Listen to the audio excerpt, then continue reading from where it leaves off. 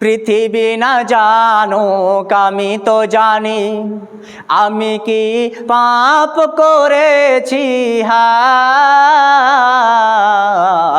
আমি কি ভুল করেছি হায়।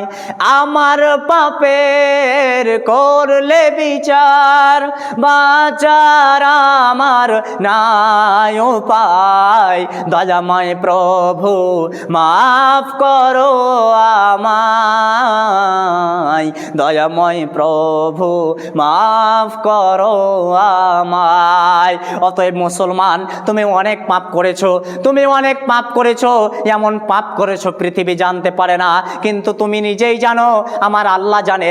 আমার আল্লাহ বলেছে তোমরা মহরম খেলা দেখিও না, আমার নবী বলেছে তোমরা মহরম খেলার ধারে যেও না, তোমরা জেনার ধারে যেও না, তোমরা জেনার দিকে তাকিও না। তোমরা জেনার দিকে যদি তাকাও, আল্লাহর কাছে তওবা করো, আল্লাহ তোমাকে মাফ করবে। অতএব মুসলমান, তুমি আল্লাহকে ডরো না, আল্লাহকে ভয় করো না।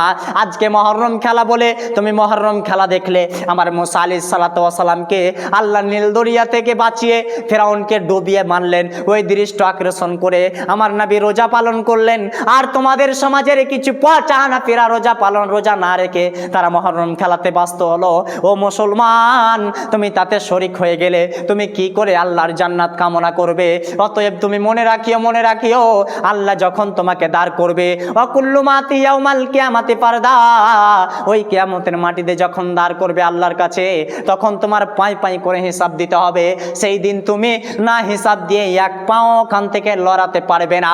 সেই দিন তোমার চোখ খুলে যাবে, সেই দিন তোমার মাথার মগজগুলো টকবক টকবক করে ফুটবে। আল্লাহ, আমি কি করেছিলাম? আমি কেন আলেমের কথা শুনিনি? আমি কেন নবীর কথা শুনিনি?